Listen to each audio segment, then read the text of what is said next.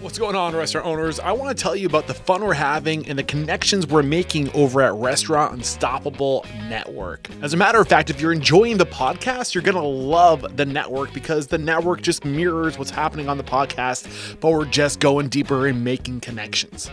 Not only am I connecting you with the leading restaurateurs on the podcast, I'm connecting you with the experts that they're going to become unstoppable. Just this week, the co-owners of Relish Bar and Restaurant in Houston, Texas joined us, and they brought their realtor with us, and we went deep into advice on site selection. We also had time to talk about tip pooling. It was great. You don't need to break the bank on restaurant coaching and consulting. All you truly need is peers, people who can reinforce that you are taking the next right best step, and access to an amazing network of the best. I can't wait to see you there. Head over to restaurantunstoppable.com/live. This episode made possible by Restaurant Systems Pro. With excitement, allow me to introduce to you today's guests, co-owners of Frankie's, Jordan Ware and Cindi Kozak. Jordan, Cindi, are you feeling unstoppable today? Yeah, sure are. Yeah, we are. To be here. I am stoked to be here. I had Eric, I always am afraid to say his last name. Just say it for me. It looks so scary on paper. Eric Warnstead, and he was episode 625. Longtime restaurateur here in Vermont, Hen of the Woods, Prohibition Pig. I think what's the other one? Doc Ponds. Yeah, and in that conversation way back, he did mention your name, Jordan, and he reached out to me recently, and I instantly remembered the conversation. I know I had a lot of respect and continue to have respect for what Eric built. I remember that conversation was great. And I'm here. It's here to continue to talk the story. I know that if you came up under that group, you must have great values and great business acumen, and I'm super stoked to get into today's conversation. But before we do, let's get that motivational, inspirational ball rolling with a success quote or mantra. What do you got for us?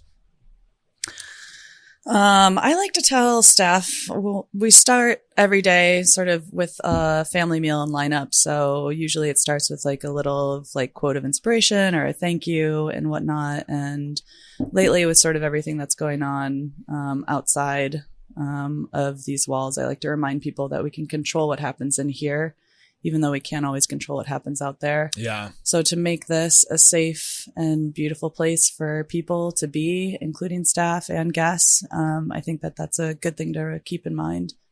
Jordan, what are you thinking? Well, I feel with the kitchen crew, I always try to empower them and get them part of the conversation just as much as it's not just me making decisions. Like, what do we all want to do? What do we all want to make happen today? You know, like we have a kitchen lineup meeting every day too. And it's just, I don't know, making sure that everyone's part of the decision-making process. Yeah. You know? We live in a weird time right now where, to your point, Cindi, like we can't control what's happening out there.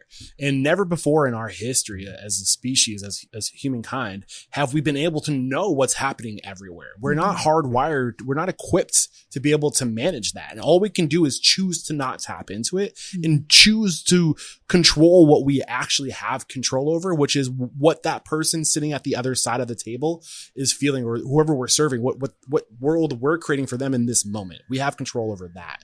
It's so important. And to your point, Jordan, like we all as humans need to have a sense of agency, a sense of autonomy. Like we can't just have a job. We need to know that we are influencing the outcome of that greater purpose, that greater mission that this thing stands for. So those two things are so important to keep. And the person standing next to you is just as important. You know, like we're all in this together. The front of the house and the back of the house. It's all together. Great way to get this thing started. So before we kind of share your story, your come up story, I love when I get people who have the majority of your careers has been together. You came up, you learned together, you grew together, and now you're business partners together. And I think that's really cool. Before we kind of dive into that story, where are you guys today? What is your operation today? Well, Frankie's, Burlington, Vermont. Frankie's, Burlington, Vermont. Full service, dinner, 5 to 10. And 70 seats? Yeah, just about a little over 70 seats. We typically are doing between like 120 to 150 covers. I feel like that's a good bow for that. Yep. When it's cranking, yeah. Yeah. Opened in 2023. 2023. Yeah, that will be 2024. 2023 is when you announced that you're going to be taking over the space in November. Our correct? second year will be, birthday is April 14th, 2026. And I think I saw that your first year in, you got a nod from Eater of one of the best new restaurants in America. Yeah. I'm sure that was awesome. Wild. I thought they misspelled county. It was pretty exciting. That's crazy. There's like before the article, then after the article for us. Like we were like dive bombing. And then the article came out, and then it was just like, boom. You can't deny the amount of influence these publications have. It's a kind of a scary fact that they have that much influence. It is. And they have that much control over consumer behavior is kind of scary too. I like to point out that like people are no longer loyal to restaurants. They're loyal to third-party platforms that tell you where to eat. In a lot of ways, and their algorithms. Yeah, right. Whatever those are. But you guys got the nod. It's helped. Thank you, Eater. Yeah, totally. Thank you, Eater. Yeah. So, in terms of like revenue, like where are you guys at? What kind of volume are you doing? Like yearly sales? Yeah. This year it'll be like 2.4 million. Oh wow! And that's with 70 seats. That's with 70. So you got butts in seats almost every night. Yeah. Yeah. And how are you controlling your costs with that 2.4? Are you coming out profitable? Yep. We are. Yeah, we are. Are we comfortable talking about numbers? Yeah. What is your percent profit? About 15%. 15%. That's amazing in today's market. Yeah. If you're in the black, you're doing something. But to be in 2 digits, you guys are doing something really well. I think a lot of people say 10% is amazing. Right. And I think you guys aren't cutting open bags and reheating food. You're doing. I mean, you're known for doing food that's in season, working with local farms. To pull that off is phenomenal. Congratulations. Thank you. So, anything else we should know about your business? I know you guys have a private dining room. How much would you say comes from that part of your restaurant? We don't really do anything special up there. Initially, we wanted to do like this family style thing. We had done it sort of so we were experienced with it. Where it was a fixed price per person of like a 4-course dinner, served family style. But that kind of went to the wayside in a lot of ways because I feel like trends have changed a little bit and people just kind of want to order what they want to order. I think they wanted to experience the menu too, on their own sort of accord. So we offer both options up there. We can seat up to 14 people. So we'll seat anywhere from 6 to 14 people. And if there is like a larger party downstairs and no one upstairs, I'll just move them in there just to get people in. So it's overflow. It can be. Yeah. And it can be, do you ever do executive things up there? Or like, I don't know if there's a big like doctor. Yeah, there's Jordan and I have an office that we share in that room because our other one is pretty. The space has 2 rugged. levels, so we are able to have like some bigger, like 30-person parties up there that we've done a few of. Yeah, that's been really great, and it helps drive up sales too. So where does it make sense to start the story? Because you guys, I mean, I think Jordan, you knew from a young age you wanted to be in hospitality. You went to the CIA. You were working. How old were you when you started working in restaurants? I was, I'm scared to say, probably like 14 or 15. I started doing dishes. And was this what you wanted to do then? No, I don't think so. I think I was just kind of good at it. Yeah. I think I got in like I was so young, and impressionable, but I started working for a guy in Southern Vermont that was like a big New York City chef, in like the 80s and 90s. And he just like worked me, and he was Swiss. So it was just kind of like, he was like apprentice program. Like I was a senior of high school. I worked 6 days a week. I think we should get back to that program. The apprentices, like I'm not opposed. I think that foundation created a work ethic for me more than anything. And just being like, this profession is going to take that kind of effort.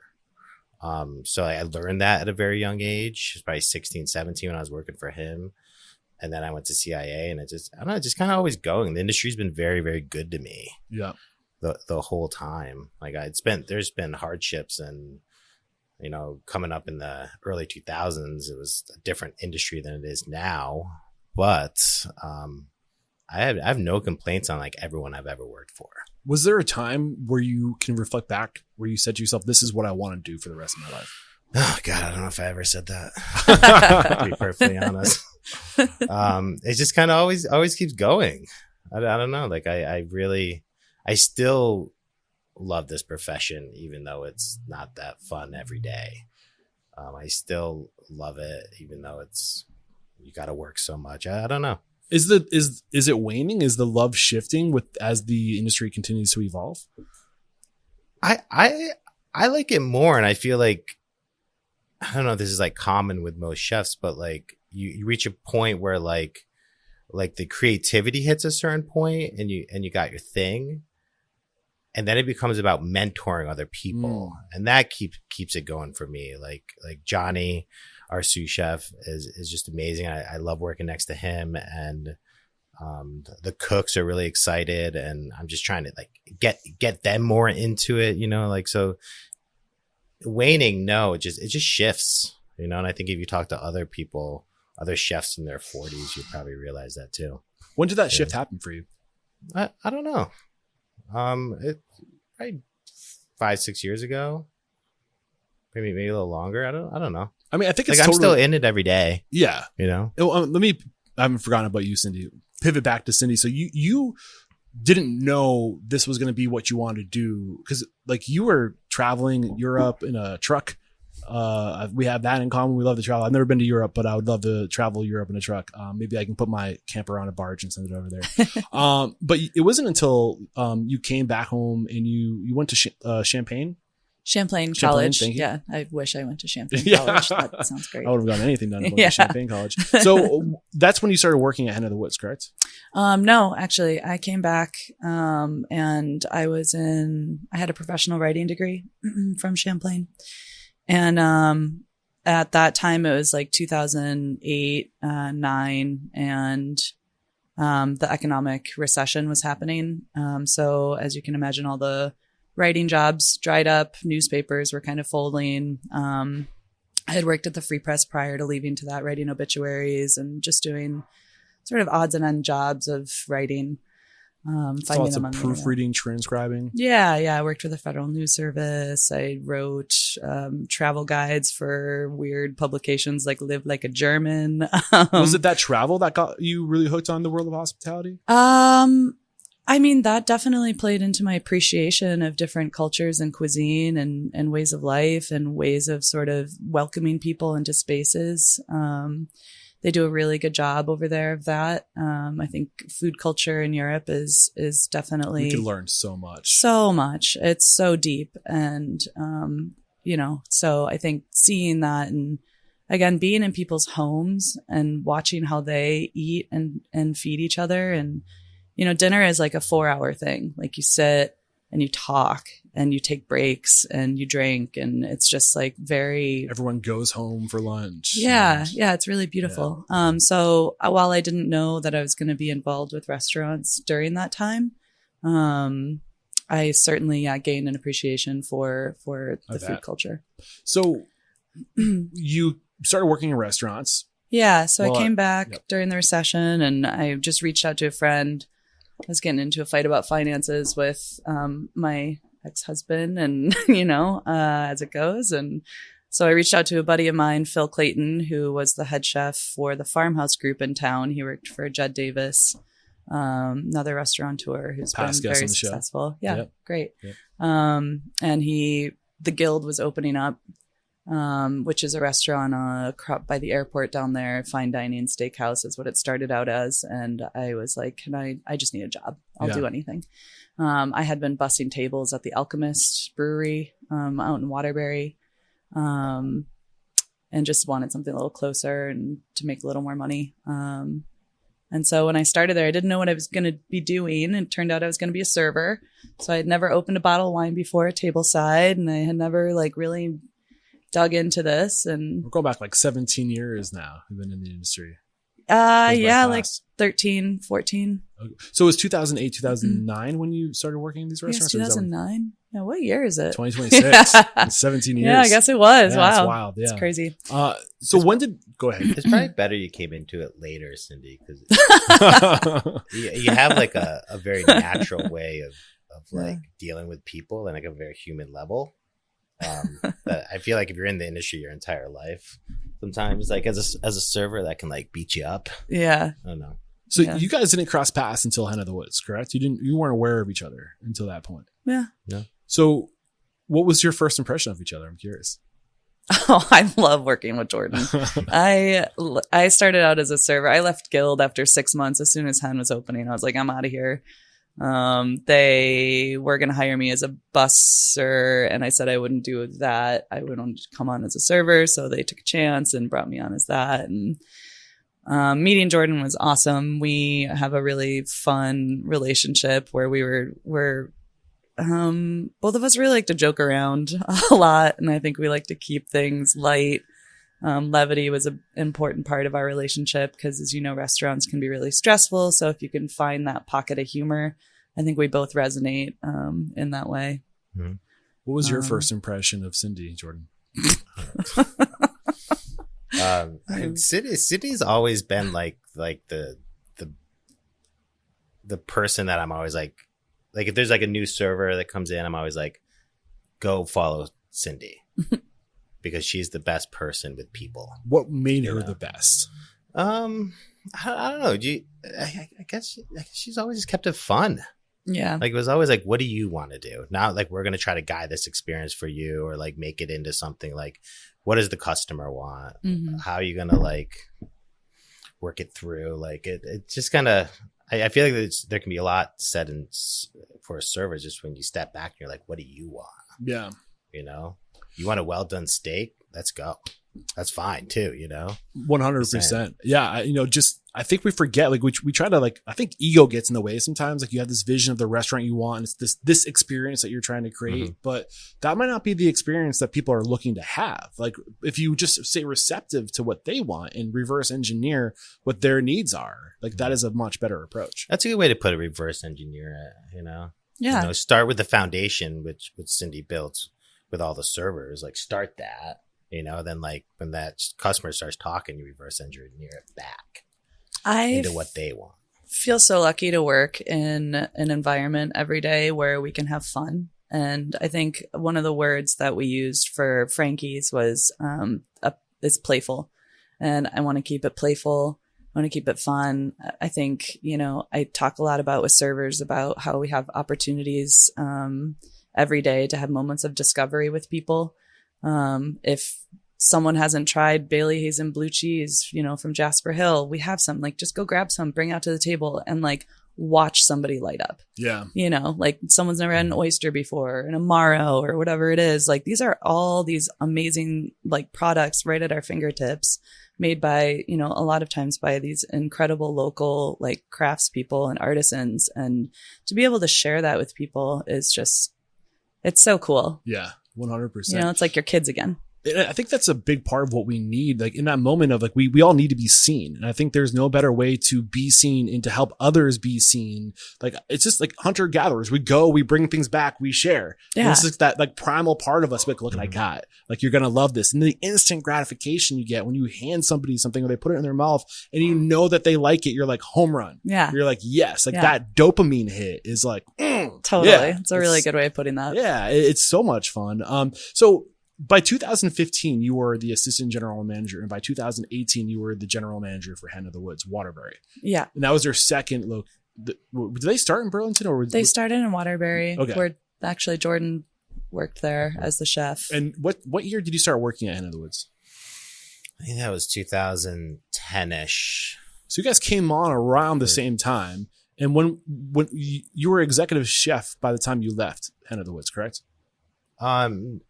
Hen Burlington?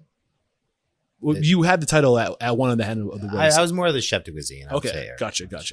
And Eric was the chef. Yeah. Got it. I think we had to pay homage to Hen of the Woods and Chef Eric Warnstead. And did I say it right? I'm always afraid. Like, Warnstead, yeah. Thank you. Sorry, Eric. Or maybe I'm saying it wrong. I don't know. So how were these formative years? Who were you when you came onto that team and who were you by 2023? I remember a box of vegetables that showed up outside of the restaurant that's from Pete's Greens. And the vegetables in it were vegetables I've never seen before. Not they were anything, they were like cipollinis and stuff. And I remember going inside and being like, Eric, I cannot believe what you just bought there. Like, that's crazy. Like, it was just so beautiful. And it was really surprising me. It's the first time I've ever experienced that, and like the way Eric built Hen of the Wood Waterbury was just a very special, it was a special time, a special place. Very ahead of the curve. All the pieces. And he, like, I remember him blooming mushrooms and being like, I've never seen anyone cook like this. Like, that was really surprising to me. Where were you on your evolution as a chef? When did you graduate college? I think it was like 2004. Okay. I moved to Burlington in 2005. Worked at a few places here in town that were all probably the better places in town. What was it Eric doing that was different in terms of, not just about the food necessarily, but like what drew you in to want to stay here and grow for 15 years? Oh man. I think, sorry.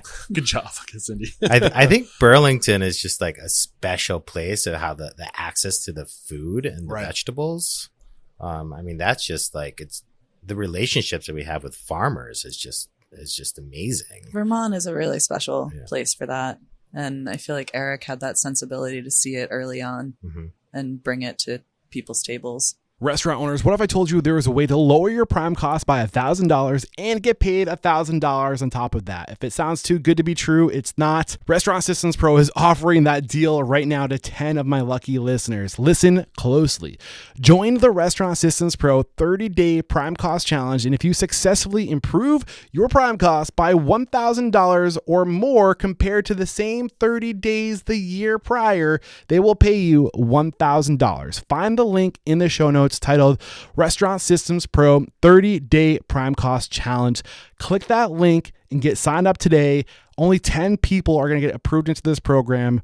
Get on it. I mean, you guys both were there for, when did they open Hen of the Woods? Was it 2008? 13 in Burlington. It was 2006 in Waterbury. Burlington was 2013. So you were there relatively early. You've got to see the evolution. What did you learn?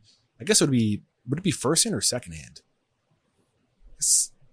Sorry, what was the question? What did you learn through being a part of that organization, growing, scaling, and getting better and better? I don't know. Like, I remember like that was a time when like I was on salary making like nothing. Like, I think Eric paid me like $11.25 an hour on salary. Yeah. But you walked in every day at 12 o'clock and you just had to like run to get ready for service. And there's something that's like very uniting about that too. Like when you like are with a couple other people and you got to like get set up for service and then you just got to crank, like that kind of like hands-on cooking is like not something you see every day these days, like it's like, and maybe that was bad to be working people like that. I don't know. I loved it. I think it was also, you look back at, our predecessors, and they came up in an industry and all they know is all they know. Right. And it's kind of like, there's like this broken, repeated model that we've been kind of rinsing and repeating since 1905. And it's just like, this is what we do. And this is how we make it work. We don't pay a lot. Like, and, plus I would say back in 2010, 2011, those rates that sound like horrible today weren't as bad back then. And you're also living in Waterbury. Like, was it the cost of living in Waterbury reasonable? I would imagine. No, but even for that time, it was pretty low. I don't know the market that well. Yeah, it's pretty low. So, I mean, was it market, like industry standard though? I don't remember. No. I do. It was low. Yeah. And I'm not even complaining about that. Yeah. Like, I think it that kind of cooking is what made me who I am, for sure, like in my work ethic. But, I don't know, watching him cook things back then when Eric was still on the line was like monumental for my career. Like I never went back. Like, I still would do anything for Eric.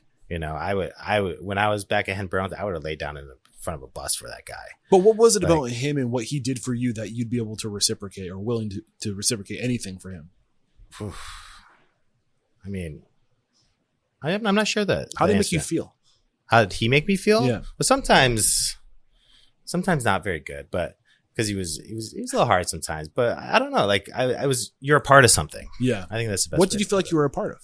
A restaurant that was doing good things. Like, the community was always top of the top of the pile. Like, you know, like everyone's just coming in. Yeah. You're getting into like psychographics now. Like I think we don't pay attention to the psychology of being a part of a successful group and how that makes you feel, and how being a part of something who's actually doing something cool and being a part of that, like, is so much a part of what we need as a human being. Like what people think of me in my contribution to this, and hitching your wagon to that. Yeah. Cindi, you were there for all this too. As you know, we're talking, what was going through your mind?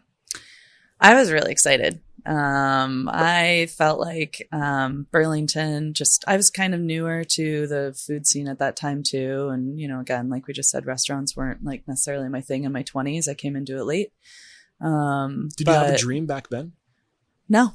Yeah. No, I thought I was going to be a writer. I wanted to write books. I was writing poetry. I had poetry like shows here.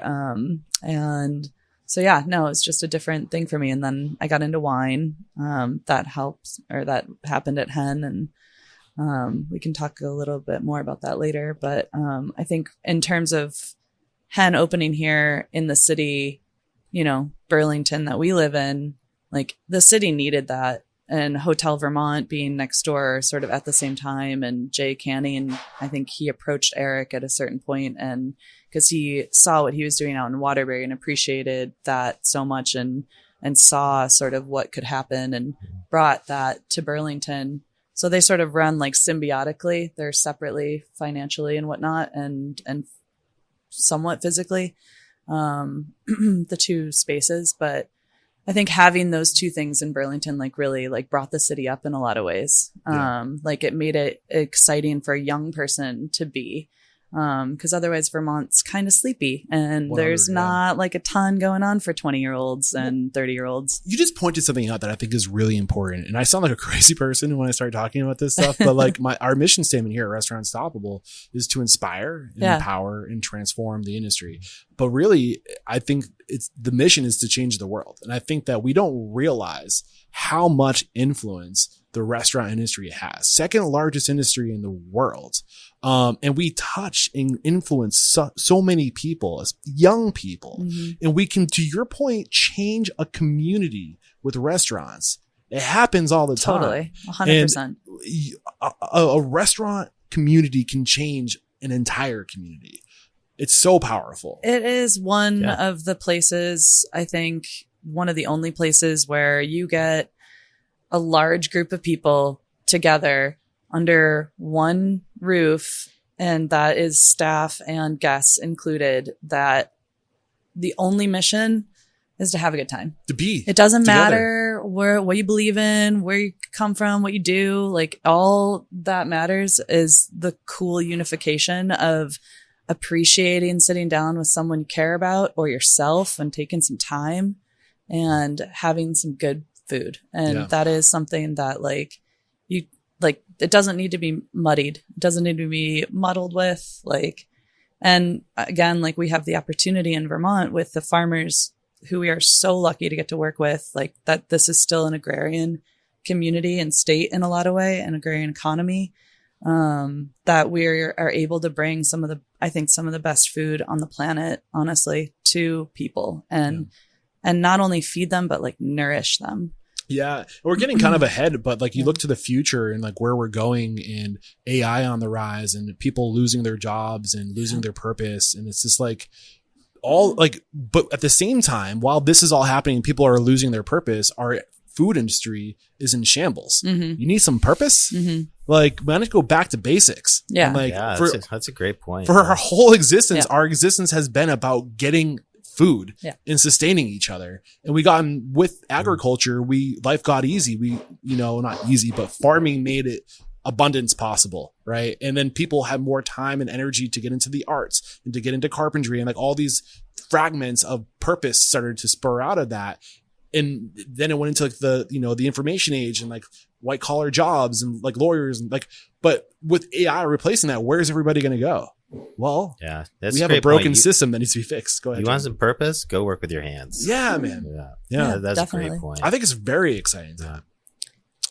So when did you guys start shifting? I mean, I also want to like point out any growth you had. Like, when did you think that you want to go open your own place? Like, when did that conversation start to bubble up? Actually, only when we came and looked at the space. Yeah, so 2023. kind of. Yeah. So go ahead. Yeah, that's right. 2023. November 2023 is when you announced it. When did you see the space? I can't remember. I feel like it was winter. It was February, around February. January, February, yeah. I had talked to Jed Davis actually about sort of, I was like, do you know any spaces that are opening up or anything like that? And he told us about this space, Penny Cluse, the old Penny Cluse. And then I came to Jordan like pretty immediately because there's nobody else who I would do this with. So you were really kind of leading the charge on like, I want to go out and do my own thing. I was just curious and sort of wondering where I was going in this industry. And if this was something that I wanted to continue, if I wanted to like pull out and go to wine, or if I wanted to double down and go all the way in. So like wine sales? Yeah, or importing, or I'm not sure. When did this bubble up inside of you? This desire, this need for something else, or growth, or pivot? Like when did you start having these internal narratives? I've always had a thing of wanting to be really good at whatever I'm doing. There's another sort of thing that I always think of, and it's that I'm not striving for mediocrity. I don't think anybody else should either. I think we owe it to ourselves to do the best that we can and push the envelope a little bit. 100%. And so in this industry, I felt comfortable. I felt like I could be who I wanted to be and have fun with people and, experience something new every day. Like, change is also a big part of who I am as a person. And this is constantly changing. And, every day you have a new group of people, coming in for dinner, and every day you have a new staff. And so that was when summer's hitting, it's just like new vegetables every week, new dishes, new vegetables. Did you feel like you hit a ceiling of growth?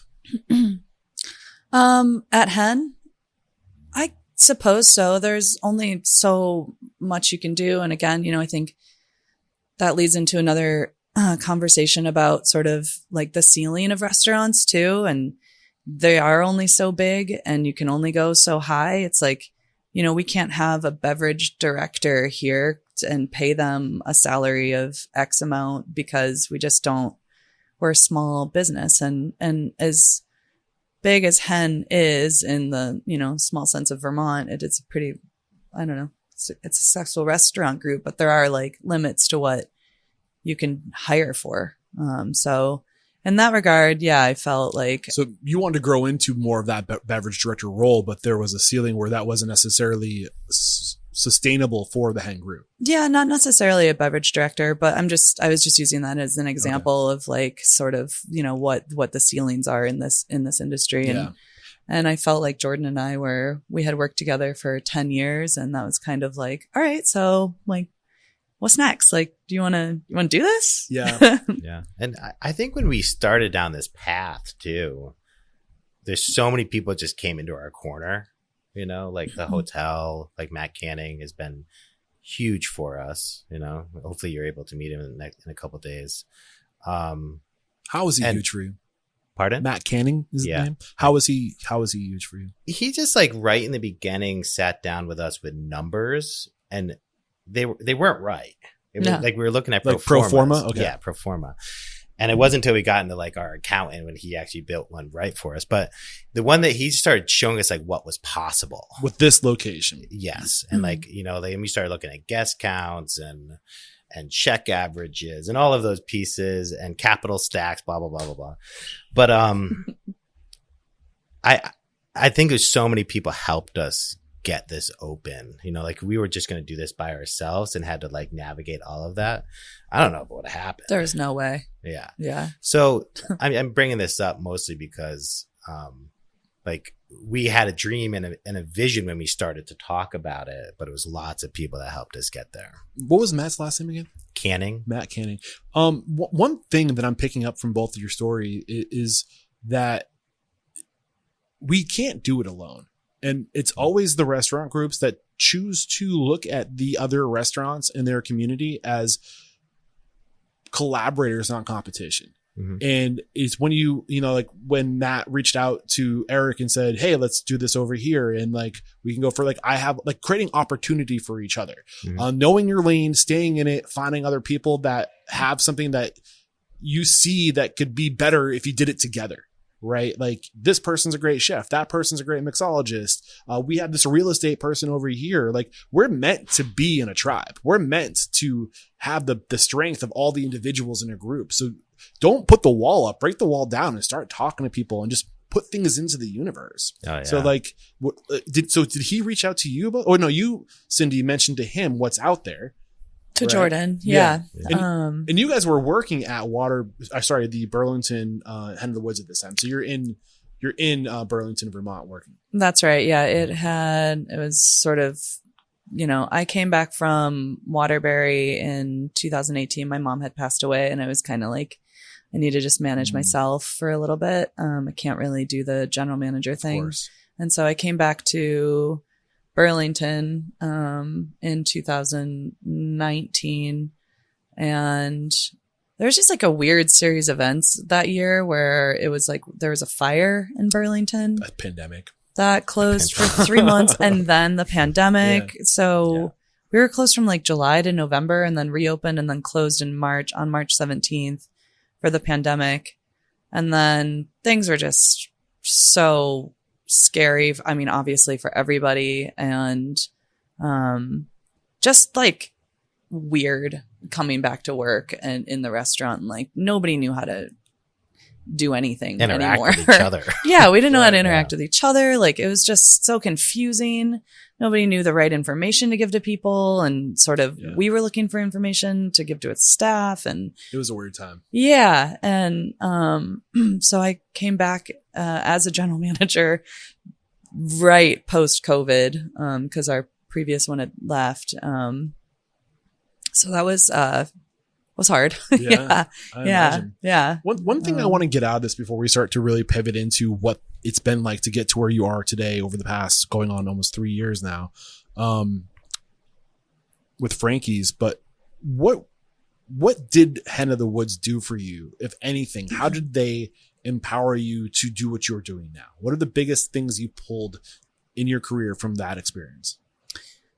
For me, it was that I think, well, a few things, like first of which was ethic, like work ethic. I have a pretty strong work ethic, and that sort of emboldened me to have that further and dig deeper in restaurants. There are so many different avenues as for front of the house that you are able to go down, whether it's beer, if you want to take more interest in that, or in spirits, or in, is that the health inspector? Or all right. Can't write this. Do you need to take a step away real quick? I should.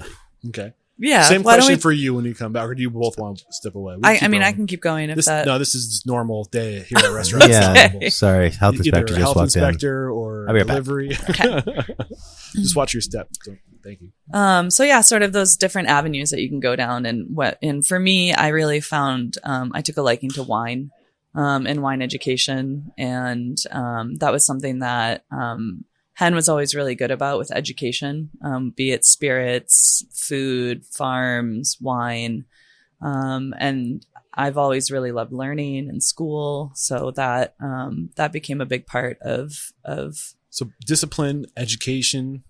And then the fun side of it. Like Eric was always, I think, one time it was like right the first like week we were open, and he was still at the pass expediting, I think he was there for like the first few months expediting, before Jordan came in, to do that. And they did a thing there where you pour a taste of wine for somebody before they accept the glass pour.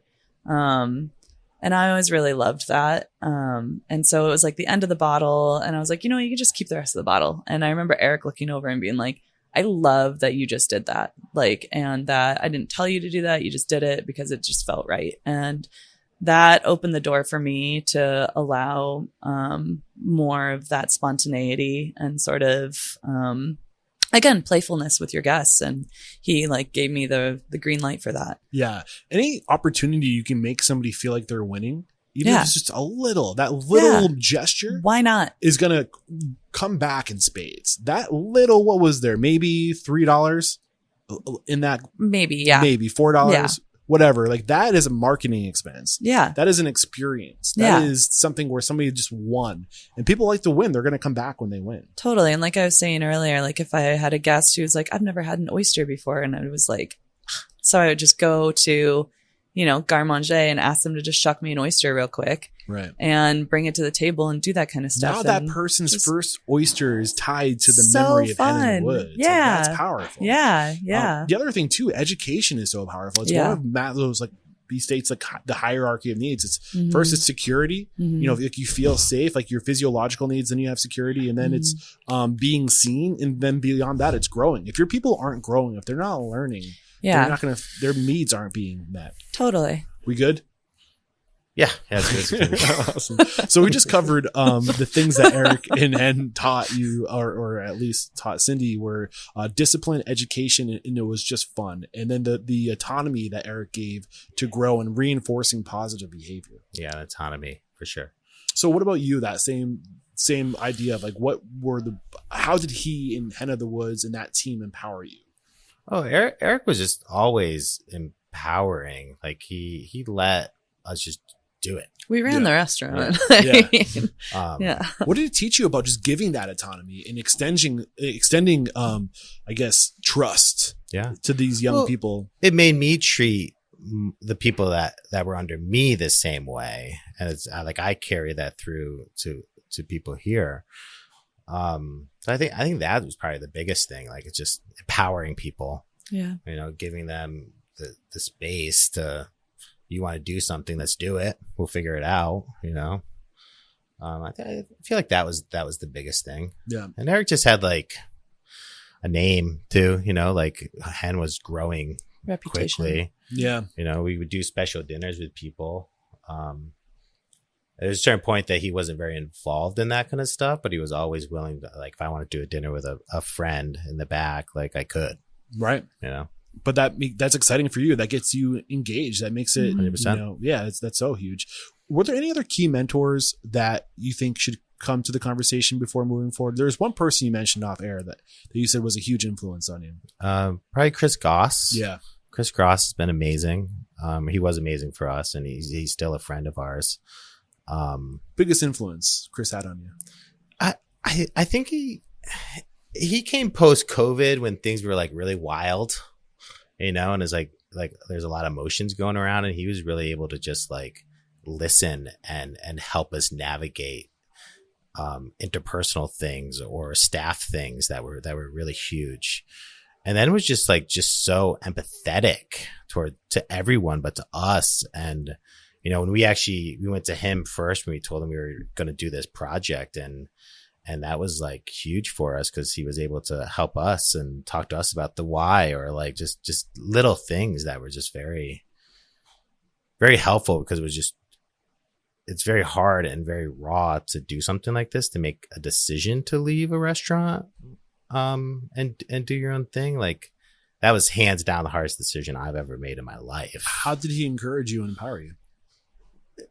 Just asking the right questions, talking to us about it, because he had opened many restaurants. What are the questions he was asking? More like why we want to do this. Is it even going to work? Like how do you look at some of those numbers? What was your why? Why? I think it's just one part of it's just doing our own thing, but also just like creating a new space in Burlington that I think was really, really needed at the time, and something new. I don't know if we would have chose any space to do it. This is such like a special space. Yeah.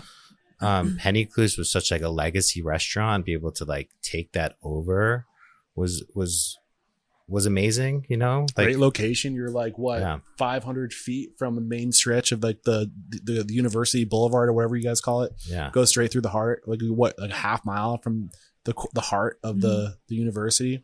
Mm-hmm. I bet the foot traffic is amazing around here. Oh yeah, this street is. I remember sitting here at this table when we opened, like we were just waiting, like even before construction started and watching the people walk by, really, Yeah. there's like a lot of people that walk by this restaurant So and drive by it. let's get into like how you guys made it work. And you had this team behind you. You had mentors like Eric and Matt and Chris. Anybody I'm missing? Paul Saylor was one of the first people who I reached out to, aside from Jed Davis, just about the building That's and whatnot. right, Jed. Jed. Paul Saylor started was one of the founding people with American Flatbread and Zero Gravity Brewing. And he's just such a visionary in a lot of ways, like a quiet visionary. He helped us out with our banking. He led us to Community National Bank with Maureen Golden, who was also a phenomenal person to work with. What was Paul's last name? Saylor, Saylor. American Flatbread. That's a company that's been on my radar. I'd love to get them on the show too. He's a fascinating human being to talk to. Yeah, you might need an entire day. I would love to make that happen. Yeah, he's really cool. And again, he was just one of those people where like if I knew like when we needed to start talking about numbers, like he was a good person to go to start that. Can we get into like? Sorry, go ahead. Yeah. I feel like banks were like, we talked to a few and it was all about collateral. Yeah. And we didn't want to put up our houses and stuff as collateral. And I remember we were talking to someone at Community National. We couldn't get through to him, or it was just kind of like this runaround. Paul Saylor literally was like, let me talk to someone. And Maureen emailed us the next day and it took off. Yeah. We don't realize how much equity is in relationships. Yeah. Sure. You can put up like assets, but if there's a relationship, all people don't invest in restaurants, they invest in people.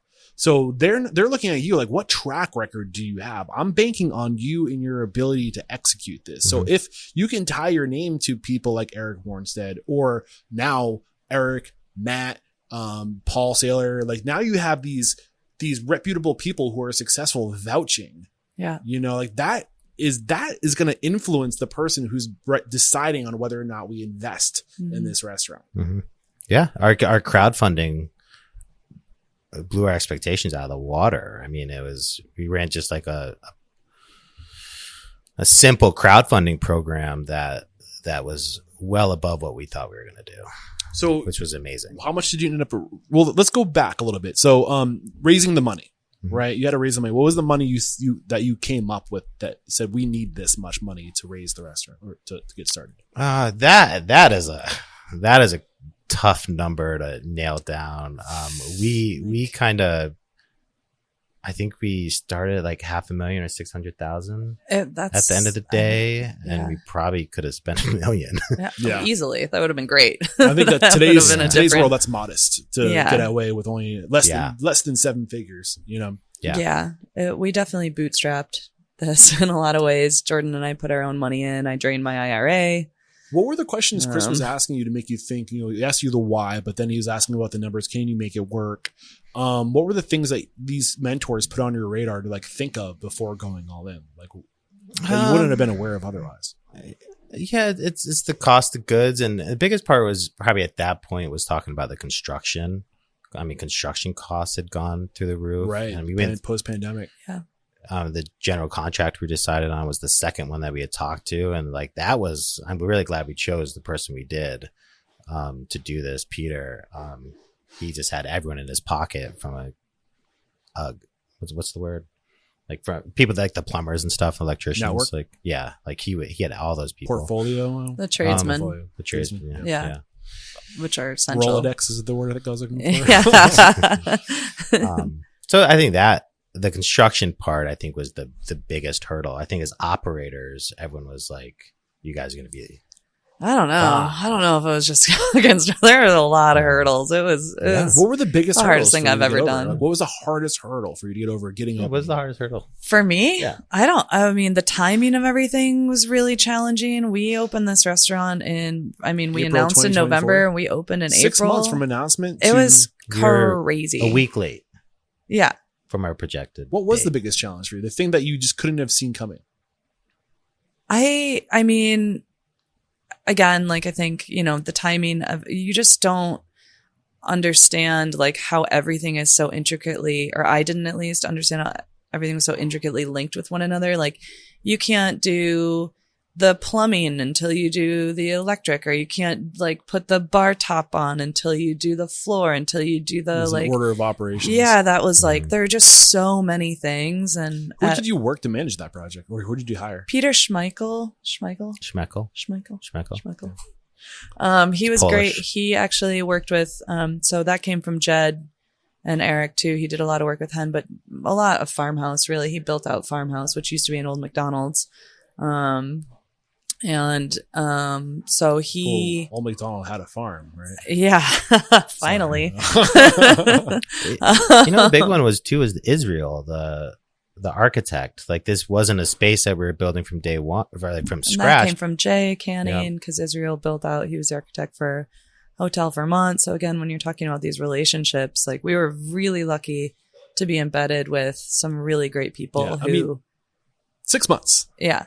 From announcement to open, like, that's, I mean, how much time was leading into that announcement that was off the record that people didn't know about? Like, from February, again, is when we started sort of our, search for. So February to November. So probably midsummer, things started really taking off, like talking to Israel and stuff. And, and getting Peter lined up. We left in October and opened in April.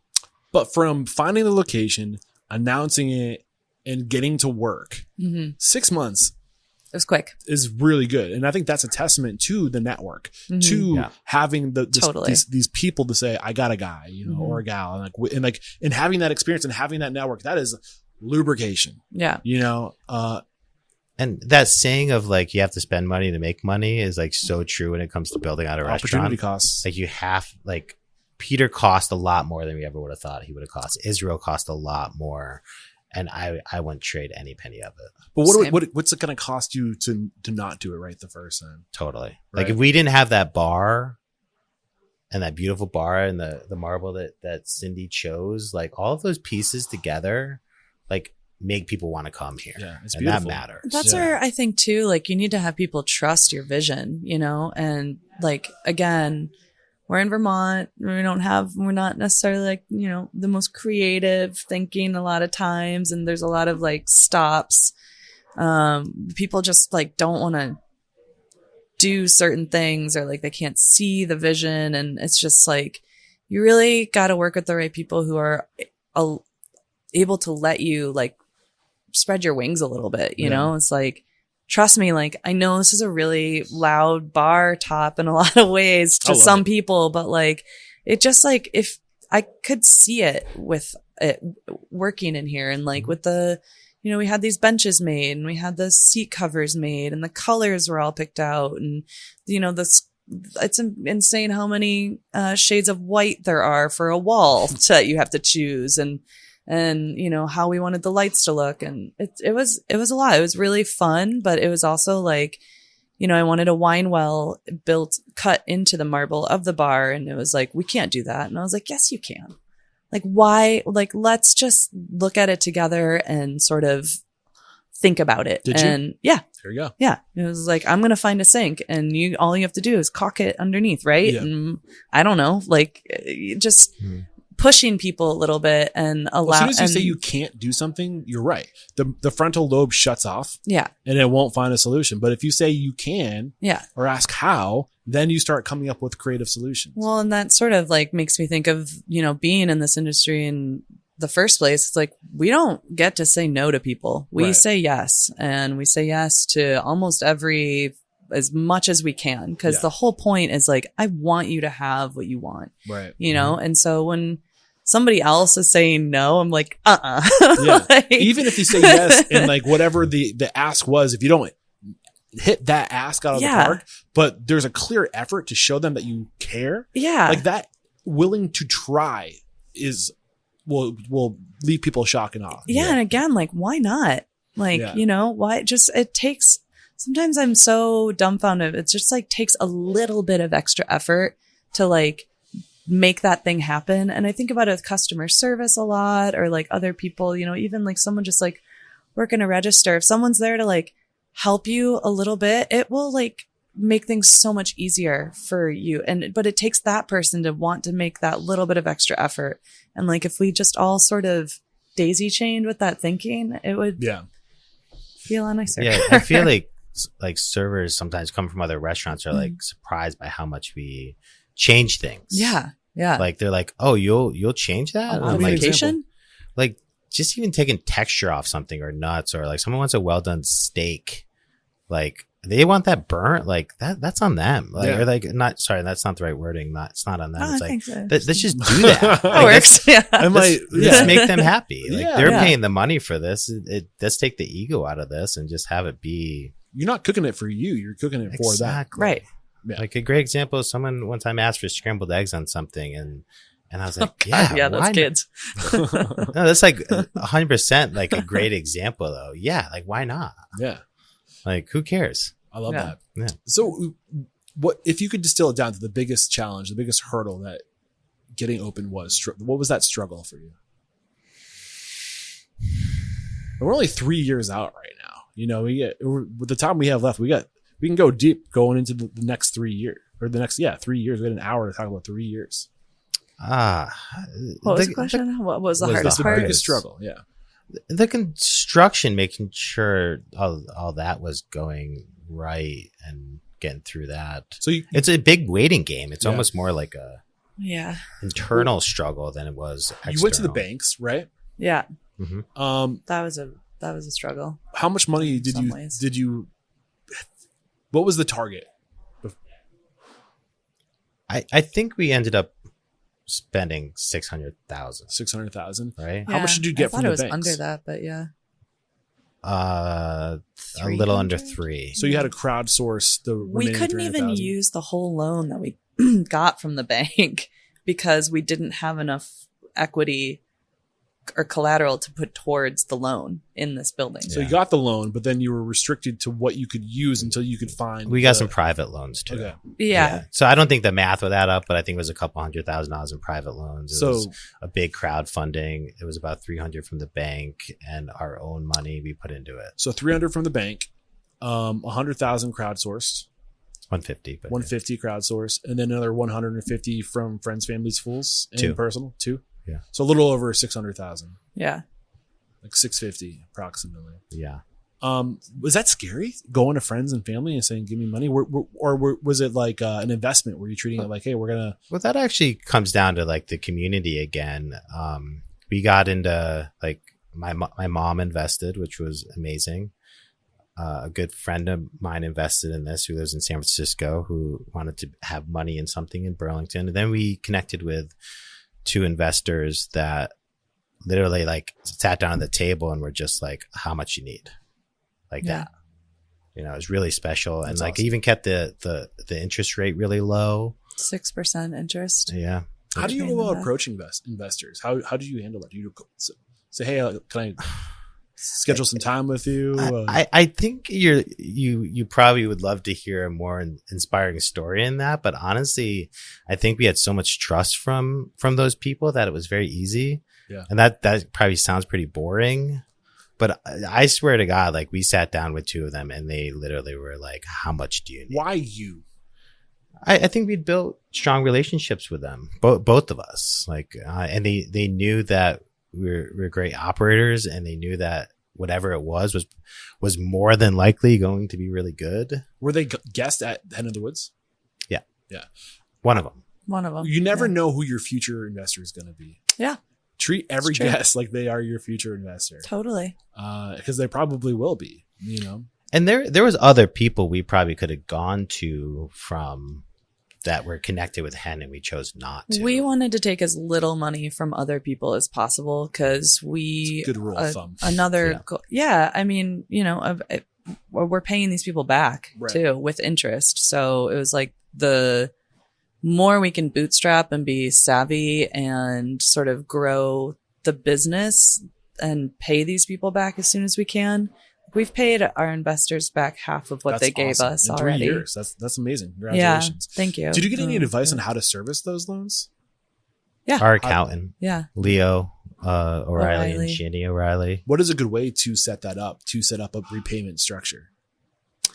We're just cutting. It was 2 payments, 1 payment to everybody, and then the other payment, which we are waiting to do until we sit down after the holidays and everything. And one payment to everybody, meaning all of your private There investors? were big checks that we cut Okay. to We all have the an private SBA investors. loan. Okay. So that on top of the bank, or is that That is the bank loan. Okay, got So that has to be first. right? Everything else is subordinate to it. We couldn't pay back our private loans until 2 years after we open. It has to be that far subordinate to the SBA. Unless you get permission from the Yes. bank to pay your private loans back. Got it. So we should be paying back the rest of our private loans before they even go into repayment. Restaurant owners, what if I told you there was a way to lower your prime cost by $1,000 month over month and get paid $1,000? That sounds like a deal too good to be true, but that's exactly the deal that Restaurant Systems Pro is offering 10 of my lucky listeners. So why are they doing this? Because they consistently help their clients get between 15 and 25% profit in their business. And when they approach new clients and say, I can do the same thing for you, they get met with a lot of resistance. And because it sounds too good to be true, most restaurants think if you do between 5 and 10%, you're doing good. So to hit 15 or 25%, like what do we have to sacrifice? What scam are you throwing at me, sir? No, thank you. But the truth is they really do help people hit these numbers. And the way they do it is by having all the most important systems that are tied to profitability fully integrated into an enterprise solution. I'm talking like accounting, inventory, scheduling, checklists, training systems, general ledger, balance sheets, costing cards. And when you have all those systems dialed in, ironclad, tied, connected, fully integrated in an enterprise solution, you get data. And when you have data, you can make little tweaks here and there. And those little tweaks, you can see the fruits of your labor, the effects of your efforts. And that's how you hit 15 and 25% profit. And on top of all this, they also have support, which is unheard of in today's age. So you get all these things compounded that help you hit that 15 to 25%. And if I have your attention, keep listening.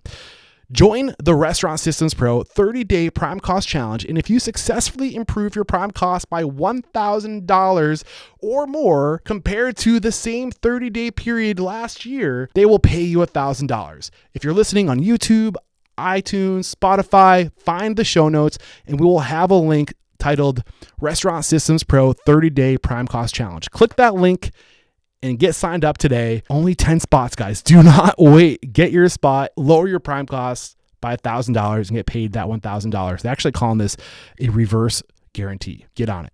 What about this? You keep on bringing up this accountant. You had a really good accountant. How did they coach you through this? How did they instruct you to? Oh my God, they were like instrumental. They still are, you know. How did you know about this consultant? We had been working with them. I mean, certainly me as a general manager over at Hen for years. They were Hen of the Wood and Heirloom Hospitality's accountants. They do Skinny Pancake. They do Honey Roads accounting. So they're like really into flatbread. Do they specialize in restaurants? Is that their thing? They just do restaurants. They do, yeah. And you can say the name of the company too. Yeah, it's O'Reilly and O'Reilly. Okay. Yeah, so Leo O'Reilly and Ginny O'Reilly. They're wonderful people and just so highly knowledgeable of this industry. And yeah, they have been, are, and continue to be just like so important for us. So do you know about the nitty gritty of how you service those loans? Is it like a percentage of profit that just goes like cash flow, like you know, like you have your profit cash flow, and is it like a 50% of all profit goes? Is it 100% of all profit goes to paying off? I don't think we're there yet. I would love it if we were able to get to that point, that we could be like, so much goes to marketing, so much goes to like, and have like a controd pattern Cash to flow it. We're system. tiny. We have cash flow. That's not a thing. Like, it's more like us like building a model for ourselves for doing all that. Yeah. That makes sense. But I don't know if it would ever get there. I feel like that's me being too particular about it. Do you pay yourself a salary? Yeah. Huge. And we have since day one. Awesome. Good for you. I think the biggest thing is just seeing how much money's in the bank account. Yeah. And then Leo makes the decision. Got it. Yeah. So pretty much. So you guys opened April 2024. Yeah. 10 months, you said, to get into the black. Like 10 and a half. Yeah. What was the biggest challenge in that first year getting to that point? Labor. What about it? It was too high. We, wanted a pastry program. We weren't sure exactly how to staff the front of the house. You don't really know what to expect. You don't really know what you need on the line. It was just kind of like spitballing a little bit, like we know hen and that entity, and we were there from the beginning and watched it grow. But that, every space is different too. And, we run a really very lean ship here. So was the original vision of Frankie's, is that holding up to what it is today? I think so. Yeah. But do you have a pastry program? Jordan Yeah, and Johnny and Nigel. Nigel are prep and we have chef. a cream machine that does a lot of heavy lifting. So the one pull. Where were you like fat that you had to cut in terms of labor? Like, how did you get that labor? What was your labor? Do you remember percent labor getting open? It was bad.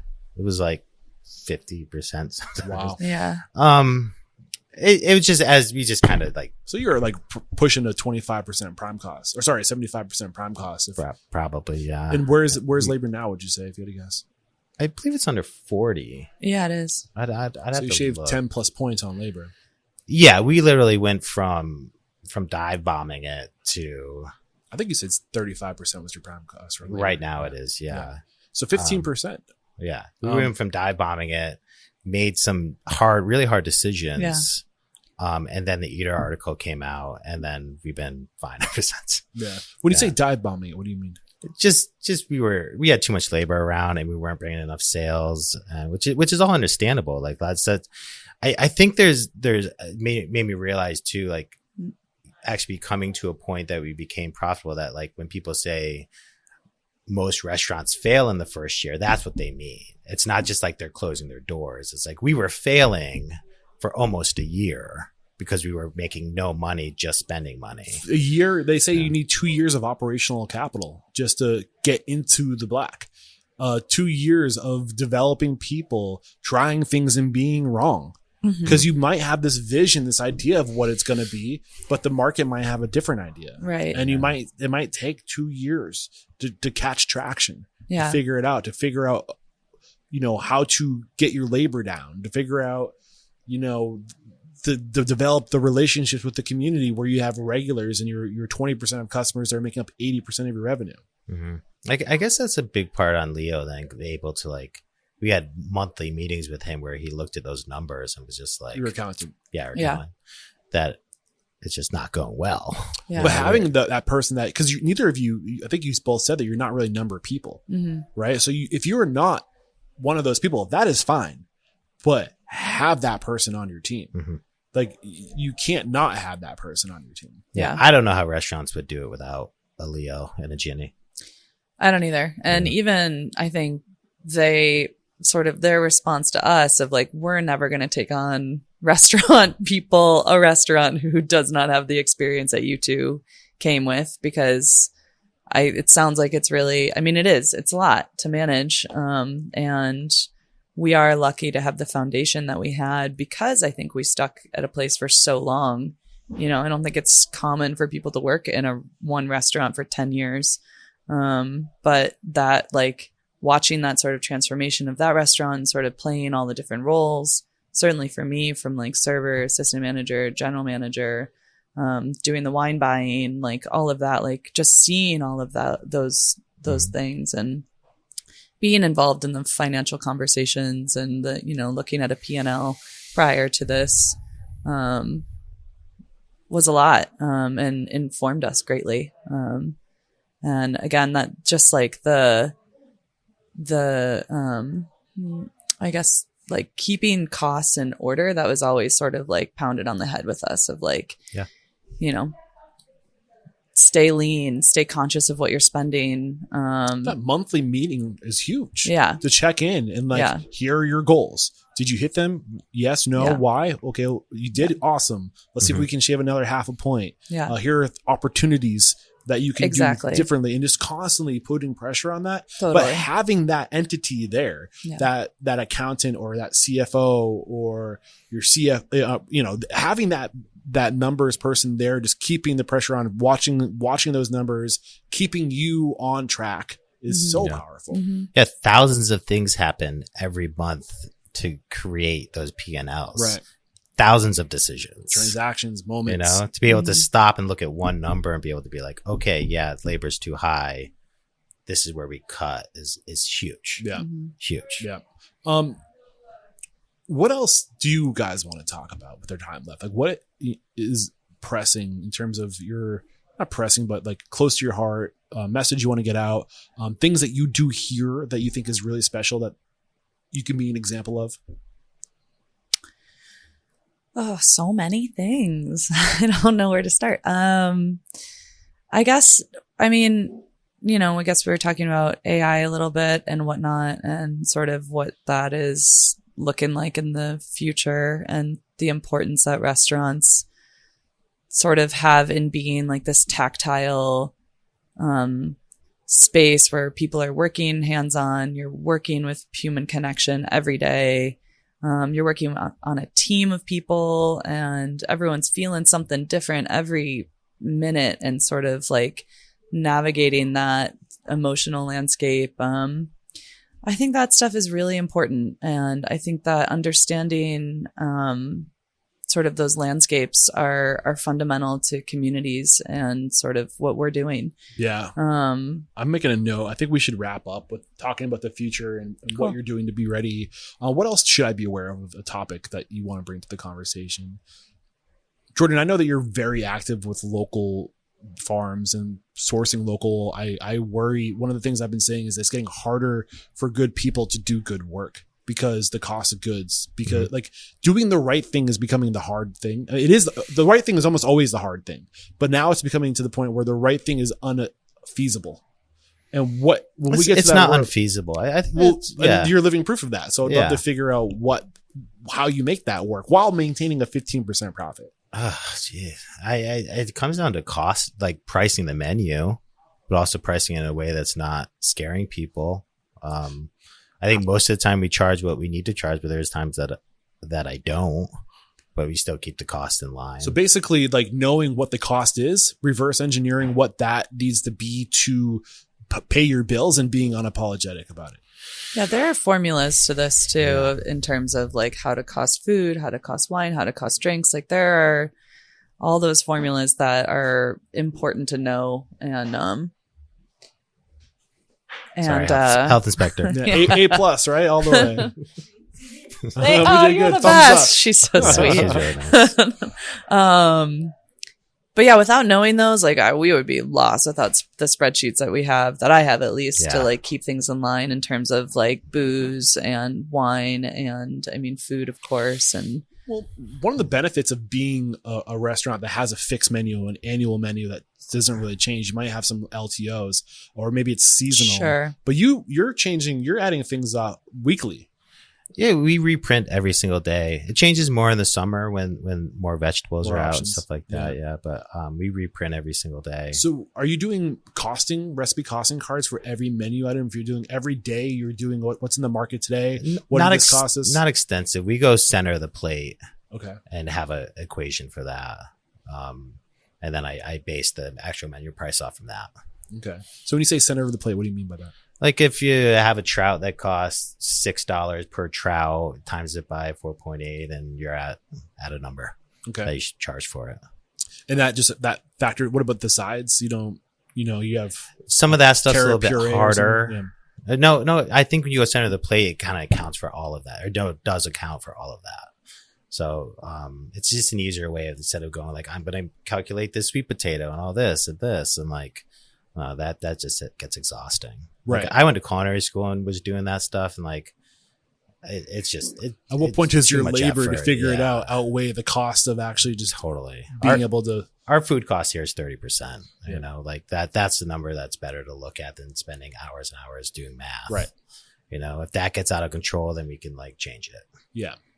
You know, Any advice on just making sure like that dance of like, will the consumer pay for this? Am I going to piss people off by charging this? Like, a lot of people are afraid to charge what they have to charge because they don't want to upset people.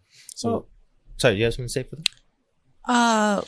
I mean, I don't think we're doing each other any service by not charging what we're supposed to be charging, because people are going to be mad about costs in general. And you see that, and that's okay. And we are all right to have those concerns and qualms.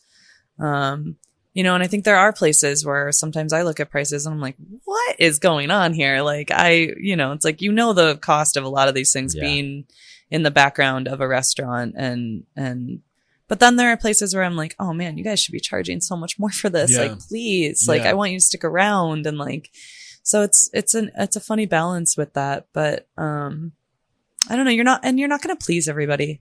And I've been thinking a lot about that, when we first opened, where I was like, this might just not be the place for you.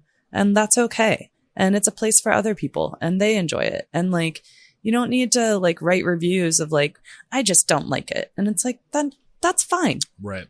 You know what I would love? A platform where people can leave reviews, but you can't you have to like tie your mailing address to your account, right? Like you cannot be anonymous. And people can comment on your reviews. I would love to see that. I would love one for restaurants too. You can't be anonymous, and you can let people tell you how stupid you are. That would be awesome. If anybody wants to build that. To replace the Yelps and the Googles of the world. I read those reviews and it's just like, oh my God, people are so brutal. Some people, ignorant. It's just silly. I couldn't imagine taking time out of my day to write something like that about a small restaurant that's just trying to leave reviews on reviews. Do something cool. The people who write an email to me or something with like a legitimate thing, like awesome. I will respond to those. I take those seriously. And cause that's not to say that some of these concerns aren't legitimate. Right. And like, we do care a lot about what we're doing. Right. And like, if there's something like that wasn't hitting or like didn't meet the expectation, cause every day you try and be better than yesterday. And like, I think that's a common quote for restaurants and something that like I think about every day. And so like, again, like if there is like a legitimate concern or qualm about an experience, like I definitely want to hear that. Like a 1-star review on something that the restaurant has no control over, like the parking is tough. It's like, that sucks. But like, do you need to kill my rating because of the grow up? The block I'm on? Like, what's it like when you get inside the restaurant? Totally. A lot of people complain about the sound in here, and sometimes like, I get it. Like we did everything we can. We still doing. We still got 2 more to hang. We just don't have time. Right. How is that service? How's the food? So I like to focus on those struggles and how you overcame those struggles. We got to basically about 2 years ago, after the Eater review, you're recognized as one of the best new restaurants in America, not in the country, not the county. What have the struggles been since then? There's it's every day. It's making sure people show up for work. It's making sure people are happy. People are doing everything right and excelling, and that everything is looking good. Everything's clean. It's staying on top of the day to day for me, at least. I feel like, how do you overcome that challenge? Those challenges of staying on top of the day to day. Do you can show up for work and do the job? I don't know. It's like I think we're also trained, I think, to have our eyes everywhere. It's like I'm walking around a dining room and I'm looking at every single table while I'm having a conversation with somebody to see like what needs to happen. It's like working with these programs for like Toast and Resi for so many years. It's like I have an innate understanding now of like what to do and how to work it, and teaching people that and being on top of them of what they're doing, I think is important. And for us to build something sustainable that can keep going, whether we're here or not, takes constant attention. Yeah. With even from the lowest level line cook up to Johnny and to everyone else. How do you build that? You stay on them and make sure you have the right people. Like I think even the managers that Cindy has hired for front of the house are great, and they respect us and they respect what we're doing, and they want to learn, and we have all the pieces, like they're there. Yeah, our bar manager, Max Pogakar, is fantastic. He's just got this light, beautiful energy with guests that is inspiring. And I think, like Grace and Ryan, the two assistant managers, like the rest of the staff looks up to them, and putting people in the right positions, and the right people in the right positions means a lot. You know, I think Johnny, Nigel, again, like we've also been building teams for a long time. I've been a hiring manager for a long time. Jordan's been a hiring manager for a very long time, and sort of knowing like those dynamics, I think, are really important too. 'Cause once you have people start working for each other, you know, then like magic can happen and the other things can happen, you know? So, and in terms of like liking where you are, you know, I've found so many times I've had guests be like, wow, you guys really look like you enjoy working together. I'm like, we do. Yeah. we really do. Yeah. Yeah. It's like 99% relationships. This whole industry, the world is relationships. Yeah. Have you heard of Ken Wilber? Mm-mm. He's the author of A Brief History of Everything. Okay. And it's actually really from Rudy Mick referred this way to me, and I'm reading it now. In the first chapter, he talks about like he goes like super basic. He talks about like cosmos and cosmos, like the KOSMO cosmos and the COSMO cosmos. It's just like big skill stuff. But like right early on in the book, he talks about Hollons, HOLON. And a Holland is everything in the universe, the known world is a Holland. And a Holland is defined as something that is a whole and a part of something at the same time. So it's literally like everything, like name one thing that comes, what is some, like an atom, right? I was thinking of dark matter. Like, yeah, like, so like restaurants are Hollands. Yeah. So a restaurant on its own, this restaurant is whole on its own, but it's made of parts. It's made of a back of house, a front of house, a marketing team, an accounting firm. And then even further, it's made of an executive chef, a sous chef, a line cook. All those things are a whole on their own, but they're also a part of something bigger. So literally the whole universe is whole autonomy and communion. It has to be a balance between individual and communion. And it's finding that balance. And that's relationships of like, what does this person need? And how can I give that person a sense of autonomy, but have them be a part of something bigger? And it's that balance. Literally everything in the known universe is that. Yeah. And it's so fascinating. I find it's so fascinating that those relationships are there. And it's just that simple. I totally agree with you. And I think that that's something that, you know, I tell staff here, and because you have a lot of different roles. You have, again, like you just said, you know, and there's the host and there's the busser and there's the bartender and server.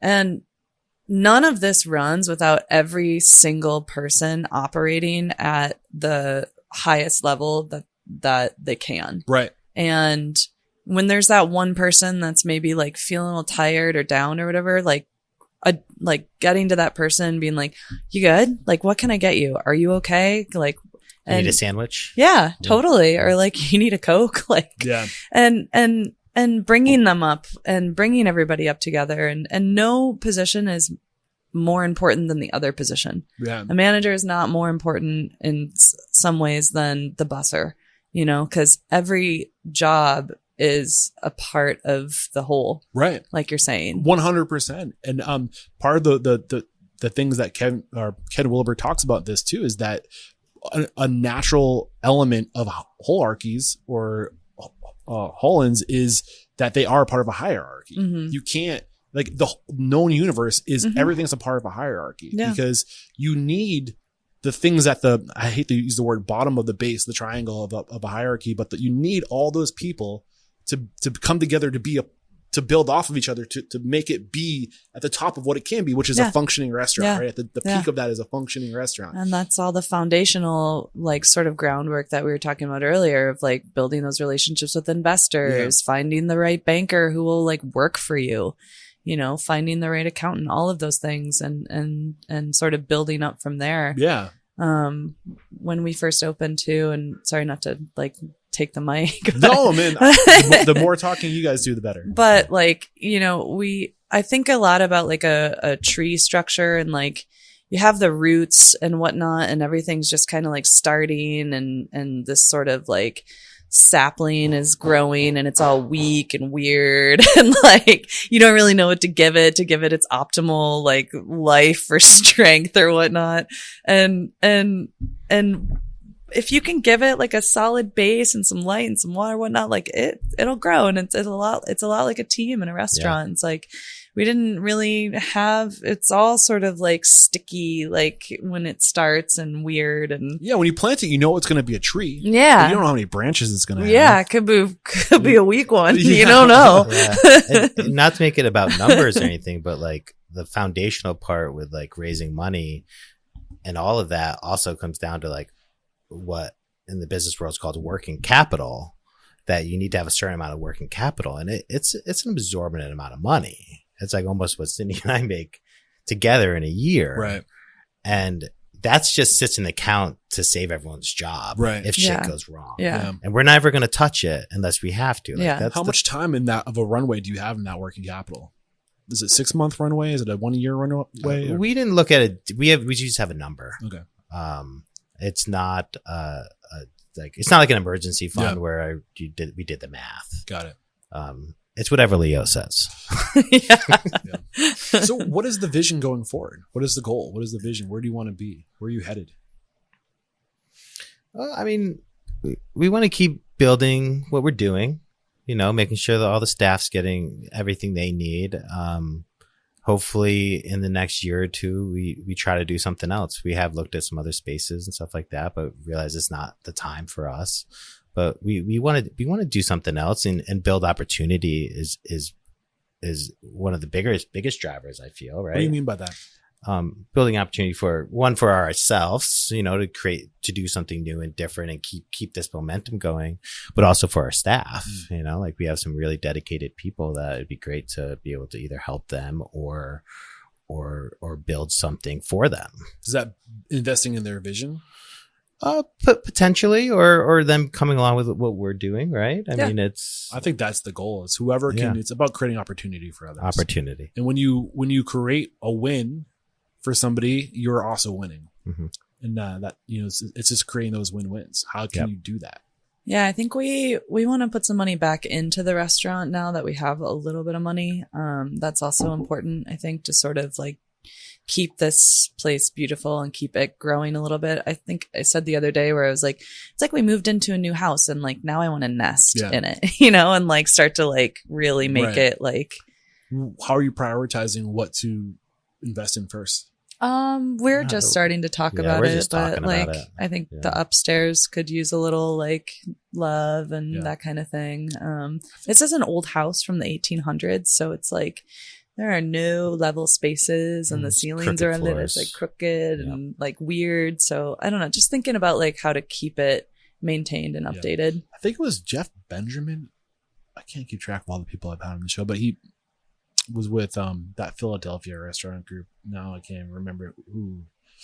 My memory's starting to fade. When you start doing 1,200 plus interviews. Anyway, he said just put away 5% of everything you make just to go back to investing in freshening things up. Yeah. Like every 5 years, 5% every 5 years. Capital improvements, I think, they're important. Yeah. And that also goes to show how important it is to have a building owner who's willing to also work with you and help you with those kinds of costs if they can or if they're willing to. Because at that point becomes a mutual investment between the landlord and the tenant. Yeah. We do not own this building. There's a group of people who own this building. One of them is Jay Canning, who owns the hotel, which again, Hotel Vermont. Those relationships just are so essential. And I know he wants to see us succeed, and our success is the success of this building too. And so, a lot of people, I feel like when we started this, we're talking about the landlord part and how important that was. And we walked into a great situation, so there was no really issues with that. It was a long conversation, though. It was a long conversation. Yeah. There were some things to work out with it.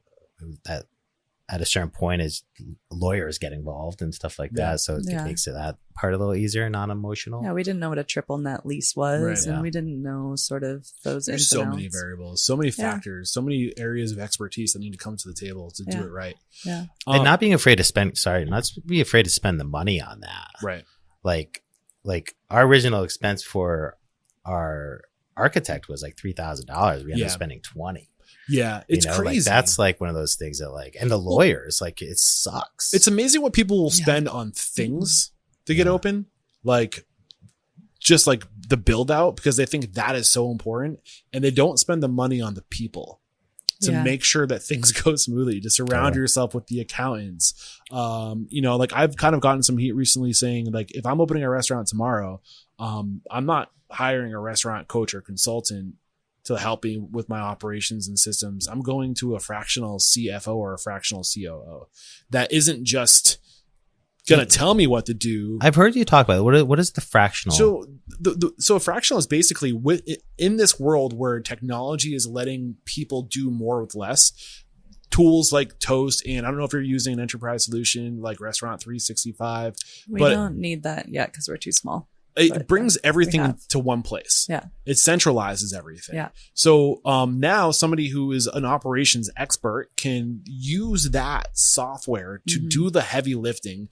That is essentially a operations consultant, and they know how to use the software. They can now manage, say, 20 or 30 clients because they can do it remotely. And every month they have a meeting, kind of like you do with your accountant, of like, here's your P&Ls. Like, are you entering the, are you doing your invoices? Are you doing inventory? Like, how can we move the needle? And they help strategize, but they can manage it from like a central place because everything's cloud-based today.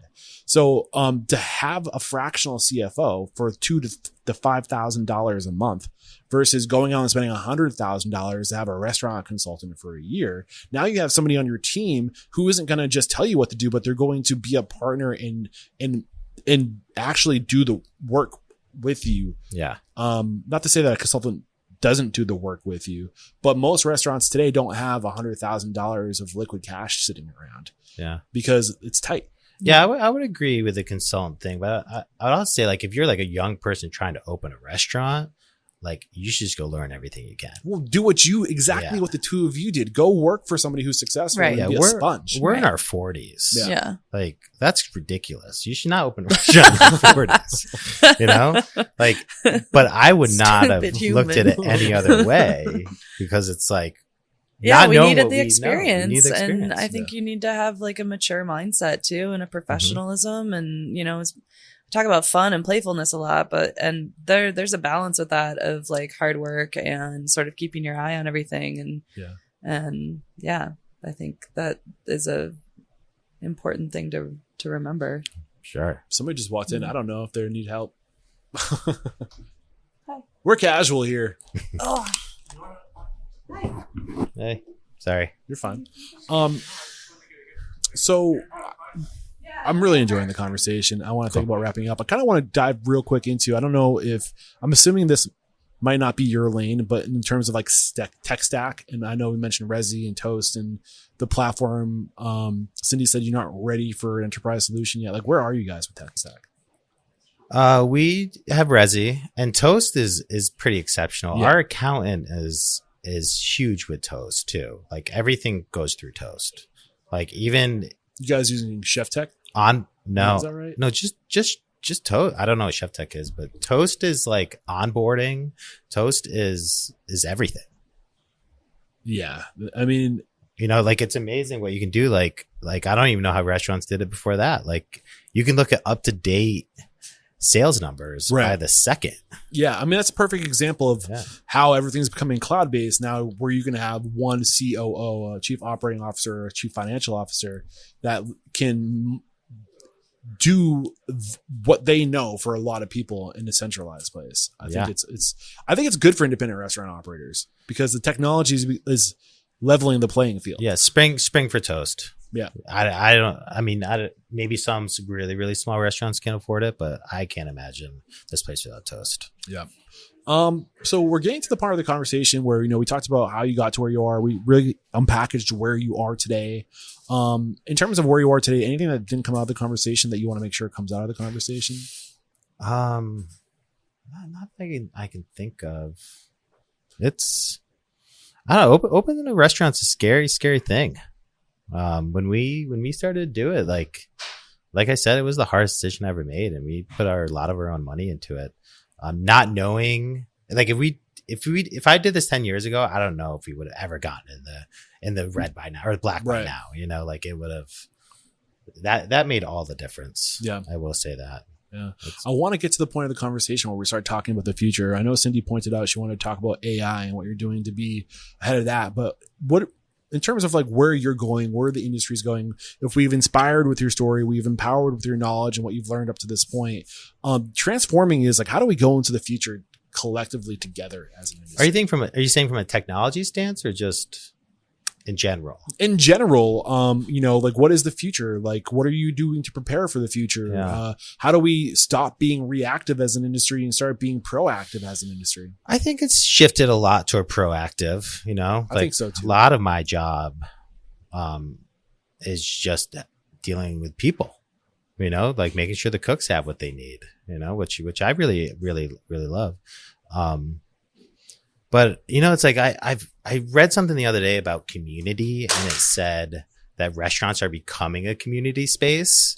Like that's so infuriating. Sorry, finish your train of thought. Sorry, what? No, that like hit a chord with me. But what were you gonna say? We always talk about it, how restaurants are like the community space, but it's like family dynamics are changing and all that. So people are spending birthdays and stuff in restaurants. They've become like that safe place for people, right? So it's like, I think there's like a lot of people in the world are cooking good food. It's the hospitality side that is starting to lose focus for a lot of people. 100%. And I think that's what Cindy has done very well with the front of the house staff and keeping the staff, just giving people whatever they want and treating them in certain ways like that. That's what's, I think, is starting to set restaurants apart from each other. 100%. Is the hospitality part. I think that's what I would, I've had this, I went to what was it? Like the Chefs Collaborative. Remember that group? I think it was Chefs Collaborative. There was kind of like a chef meetup thing. They were doing it for a few years. I think it ran out of steam, but I went to one of those and it was out in Colorado, and I was having this argument with a bunch of chefs. And I was like, hospitality is like the restaurant industry isn't about food. It's a part. It's an element that is a Holland that is a part of the greater thing. But really at the core of it, it's about life. It's about relationships. It's about hospitality. And the whole industry was born like, when we were when people were colonizing the Americas, if you wanted to start a town, the number one thing on your to-do list was, well, one, find a piece of land that you want to call your town. But to be recognized, the first thing you needed to do was to build a public house. That is how the world of pubs and restaurants started. It's all born literally out of community, of being a hub in the center of a community where you got your mail, where you got your information, where you got your food, it was literally what the internet is today, was a Get public the gossip for the day. Yeah. Who's doing what, where. Yeah. Public house. That's where it all came from. Yeah. Exactly. Entertainment, everything. It came before a post office or a church or anything. You needed the public house. And we've lost sight that it's really about community. It's become we've commercialized and transactionalized the most intimate thing, and we made it about food, and it's really about relationships. It's always been about relationships. Is that why what I said annoyed when you got frustrated? 100%. Because somebody said what did they say? It was more talking about how, like, as family dynamics change and people aren't going to families' houses for birthdays and stuff, restaurants are becoming those spaces. Yes. And that's what the core more is. And more becoming those spaces. It's going back to what it was meant to be.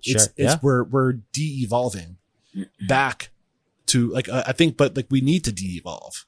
Like we've gotten to this point. I think Noah Sapiens talks about, thank you very much. He talks about like when we used to be dependent on family, community, and religion. And now we're dependent on like market, government, and there's another one, the capitalistic, I think, structure or something like that.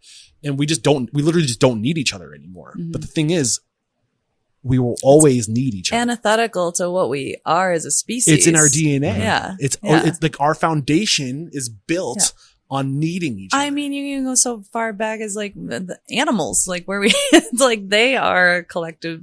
Yeah. They need each other too. It's all about being able to support and rely on one another. And that's where, I think very early on in this conversation, you're talking about competition and whatnot. And competition is good and it's healthy in a certain way, but in this industry, it's so much more fun to support one another and like root for one another and like watching what other people are doing like that. I'm like excited about that. Like I'm not threatened by it or anything. It'd be nice to like, you know, operate at the same level or whatnot, but all like ships rise with the tide. Yeah, exactly. You know, and all for one for all, whatever Three Musketeer thing. Like we're all, it's so much more fun. And when you can 100% develop things creatively together.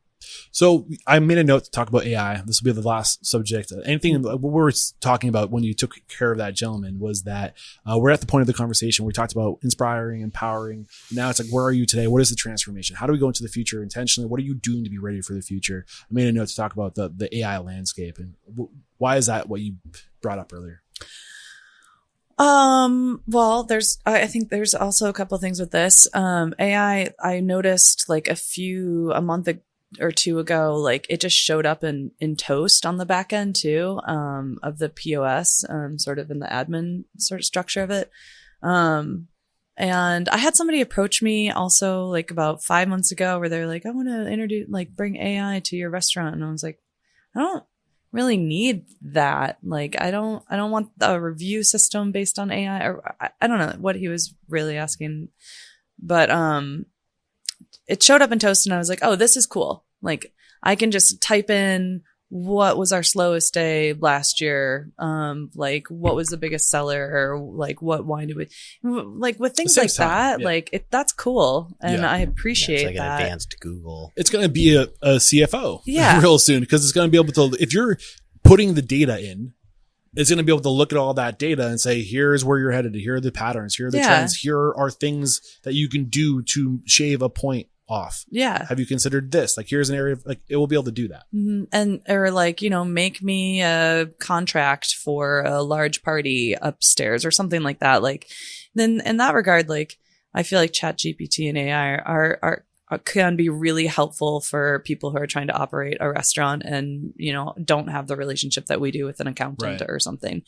In terms of human connection, like, I mean, no, that's never, I feel grateful to work in this kind of environment because of that human connection and sort of what we get to do every day. I think I would say Jordan enjoys touching food and the products that he's working with, and, you know, like a beautiful piece of fish comes in and you get to like take care of it and give it, like, treat it and work with it. And, you know, much like I get to hold every bottle of wine that comes in from small producers and that I love working with and like appreciate that. And the guests who come in and the people the teams we get to work with, like the AI is not going to replace that. It just can't. My hope is that it makes that more possible. Yeah. Because the jobs that are going to go away are the white collar jobs, doctors, lawyers, like the people that have the special skill. Everyone's going to realize that restaurants are the best places in the world. but at the end of the day, like farming, those types of things, like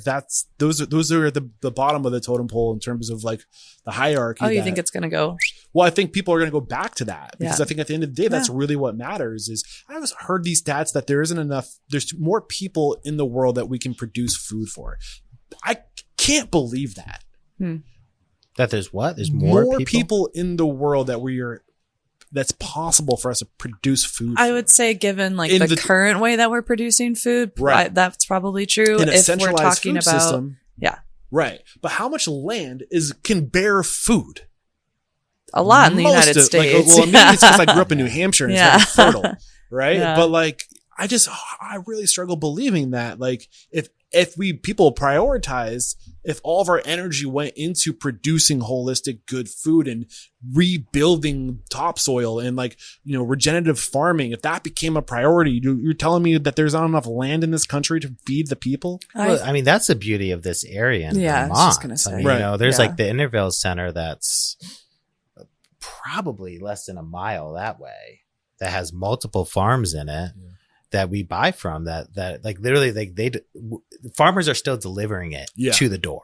I think Vermont is an outlier that needs to be It replicated. is. Yeah, 100%. I agree. We should be sort of the North Star for sustainability in food. I think Vermont is an exceptional place where you just have access to the best, and it's all organic. I mean, it's very rare that there aren't many farms here that are using like pesticides or things like that. Yeah. The soils are taken care of. The people who work on the farms are taken care of. But the community, the culture, there's a fundamental culture of people that support that. And that's what has to change. Yes. Yeah. Like, society has to prioritize that. Yeah. Our grocery store, like the City Market Co-op, like it's all like you can buy local food at the grocery store. I feel when I go home to Detroit, like I don't see that in the grocery stores there. It's not even a thought in people's minds, which I'm like, that's one of the reasons that brought me to Vermont in the beginning was I saw that or maybe it like kept me here. So I was like, this is incredible. These food systems are just like, I'm healthier. I feel better. The community's happier and healthier because they have purpose and they're seen and valued for what they contribute. Yeah. And they come out and support them here, or go to their farm stands and support them. How cool is that as a farmer that you can go to a restaurant and see the full circle? Dude, the farmers so cool. in this town the best. are the heroes. Yeah. They are the ones that everyone wants to hang out with. So this is conscious capitalism. This is what I think what we should all be striving for. And I think AI can be a tool to help us achieve this. The thing that scares me is if all people tomorrow decide to use one AI platform, because then absolute power corrupts absolutely. Who gets access to that data? Totally. Who's controlling that data? Right. If you start paying this company, are they going to be able to influence that data a little bit to sway in the direction of 100%? So I think it has to be as we go forward, we have to be very careful about fragmenting the we can't put all of our eggs into one basket. Right. And historically that's what happens with technology. Yeah. Is that there's one clear leader. There's a number one.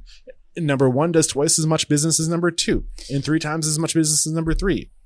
Yeah, when you put profits over people, you got some big problems. And I think again in Vermont, we're very lucky to have a conscious community who are all happy to live here. It's not like an easy place to live a lot of times because of the winters and whatnot. And there's not like a ton going on in Vermont. So it's like you got to like really find your interests and dig in. But I want to live in a community like this one. And I hope that, like other people who come to visit see that and like feel that love. Yeah. And that's another part of like this Frankie's too, is that like one of the reasons why we built it is because we want to be a part of building the city and community that we want to live in. And I think that sort of personal like passion that goes into that is something that keeps us going every day too. Mm-hmm. Well, thank you so much for being people who are building community and putting values ahead of less important things. This has been a lot of fun. There's a reason why this podcast is 2 hours long, because it's just fun to kind of meander and go. Yeah, you kind of get in a groove with it. Yeah, right? You guys were great. I do have a couple questions I wrap up every episode with. What is one thing you've done recently that has really moved the needle? Maybe it's an investment in a software or a practice or something you've started doing differently that's really kind of helped continue to move in the right direction. I don't know. I don't know if there's one thing. I think it's probably mostly that we're here all the time. Is that an appropriate answer? I think if that's what comes to mind, yeah. I think the fact that we're still owner operators and here 5 days a week. I mean, we have an office day, but if we're working our full schedule that week, we're here 4 nights a week. Let me reframe the question. What is one thing about your business, a value, a process, a system that's uncommon and makes you unstoppable? I really think it's a lot of the care that we are constantly putting back into the practices here. And it's not just talking about it, it's making sure that it's happening every day. And again, like maybe that goes to what you're saying, is just being here, keeping an eye on it and keeping sure that our hearts are in it too. And and that creativity. And I the think managers that are below us and the staff, like keeping them huge. engaged and on it. Yeah. The mission statement is sorry. Go ahead. And in it, like they're so dedicated, and that's a part of it. That's like so much gratitude grows from those pieces. The mission statement is to change the world through inspiring, empowering, and transforming the industry. So how have you personally transformed? How are you better people today than the people you were when you got started in this industry? Oh, better people.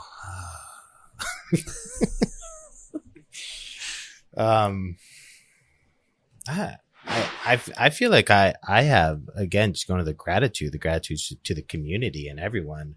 I feel like I've become less judgmental, or not judgmental is the right word, like critical of other restaurants, more appreciative of all the other restaurants. That's cool. Like instead of going to a restaurant being like, oh, this is too salty or something that I would have done 10 years ago. It's more like, like this could have been better. Like what can I take from it? And just it's not being as critical and more supportive of all those people, and realizing anyone that's in this industry or starts something or continues to be in it is a success in its own capacity. Any restaurant that can just keep going and right now is succeeding, whether you're making a lot of money or not, it doesn't really matter. Like if you're being good to this community and to your staff and all those pieces, like it's, fuck yeah, man. Like you're doing it. Is what I'm hearing. Compassion for the others who are trying to do what you're doing, because it's not easy. Totally. Yeah. This is a doozy. I don't know how you guys want to handle this. You can each give me 3 of your own, or share 3 things. But if you got the news, you'd be leaving this world tomorrow. All the memories of you, your work, and your restaurants would be lost with your departure, with the exception of 3 pieces of wisdom that you could leave behind for the good of humanity and your legacy. What would those 3 pieces of wisdom be? Care about what you're doing. 1. Regenerate the positive encouragement to other people and make sure that that's going back into your community. 2. Whatever that was. And don't be afraid. 3. Just go for it. Do you want to add to that? Oh, I said them all. Those for me. Or do you want your 3 Damn of your own? Cindy. Do you want 3 of your own? I don't know.